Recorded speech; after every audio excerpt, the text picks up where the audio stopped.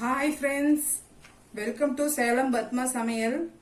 இன்னைக்கு நம்ம என்ன பார்க்க போறோம்னா, நம்ம எல்லாருமே ஹோட்டலுக்குலாம் போனோம்னா இந்த காரக்குழம்பு ஒரு கப்பில் வைப்பாங்க. அது ரொம்ப எல்லாம் விரும்பி சாப்பிடுவோம். அந்த டேஸ்ட் நமக்கு ரொம்ப பிடிக்கும். அந்த குழம்பு தான் இன்னைக்கு பார்க்க போறோம். வாங்க போய் பார்க்கலாம்.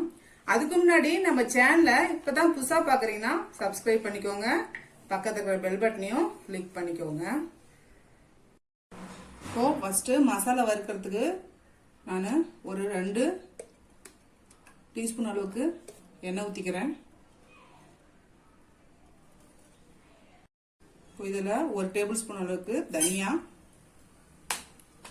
1 டேபிள் ஸ்பூன் கடலைப்பருப்பு. இதை ஃபஸ்ட்டு வறுத்துக்கலாம்.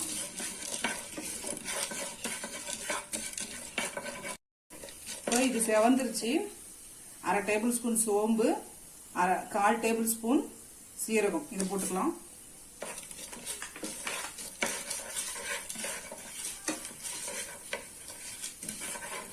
இப்போ இதில் ஒரு 6 காஞ்ச மிளகாய் போடுறேன்.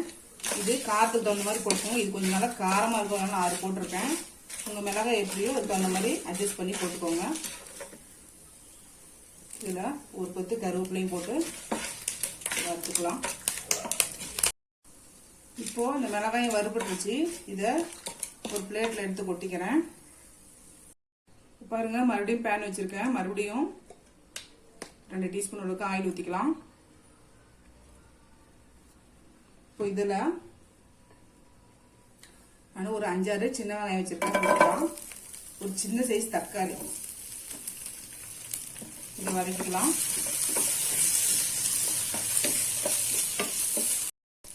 பாருங்க, தக்காளியும் வெங்காயமும் ஓரளவுக்கு வதங்கிடுச்சு. இப்போ நான் 1/2 மூடி அளவுக்கு தேங்காய் கீனி வச்சிருக்கேன். அதை போட்டுக்கலாம்.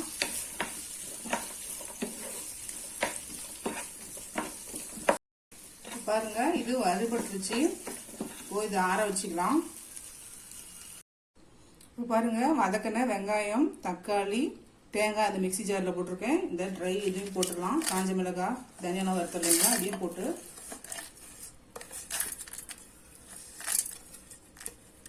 தண்ணி ஊற்றி நெய்ஸாக அரைச்சிக்கலாம்.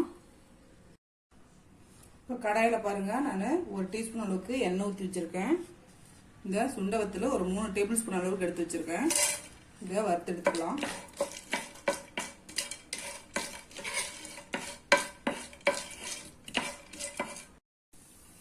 இப்போ இந்த வத்தல் வறுபட்டுருச்சு.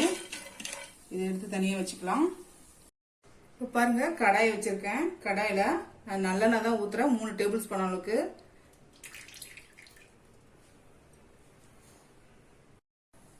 அரை டீஸ்பூன் அளவுக்கு கடுகு, 1 டீஸ்பூன் கடலைப்பருப்பு, 1/4 டீஸ்பூன் வெந்தயம், 1 கப் அளவுக்கு சின்ன வெங்காயம் வச்சிருக்கேன். அது போட்டுக்கலாம்.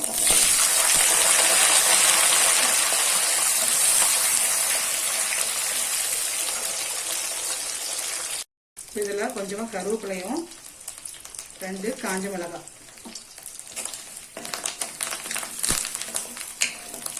வெங்காயம் வதங்கட்டும். இப்போ பாருங்க, வெங்காயம் ஓரளவுக்கு வதங்கிருச்சு. இப்போ நான் ஒரு தக்காளி கட் பண்ணி வச்சிருக்கேன். அது போட்டுக்கலாம்.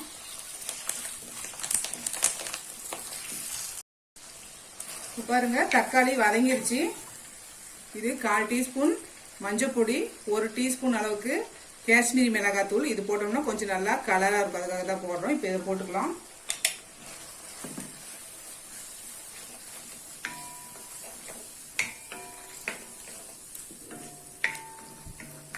இப்போ இது ஒரு எலுமிச்சங்காய் அளவுக்கு புளி கரைச்சி வச்சிருக்கேன். அதை ஊற்றிக்கலாம்.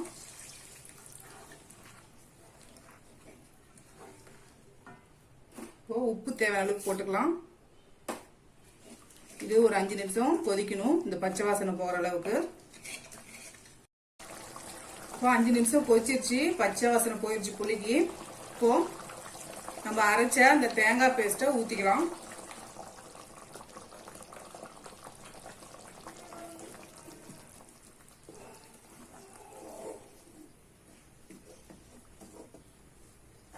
ஒரு 1/2 கப் அளவுக்கு தண்ணி ஊத்துறேன்.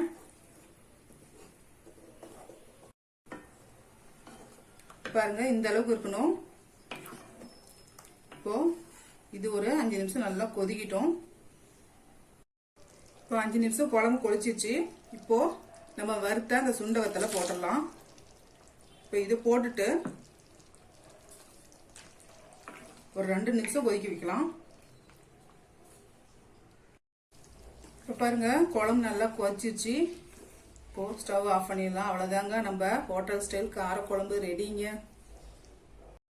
இப்போ பாருங்க நாம செஞ்ச ஹோட்டல் ஸ்டைல் காரக்குழம்பு ரெடி ஆயிடுச்சு. இது நல்லா வந்து அப்பளம்லாம் வச்சு சாப்பிடணும், சூப்பர் டேஸ்டா இருக்கும். ட்ரை பண்ணி பாருங்க.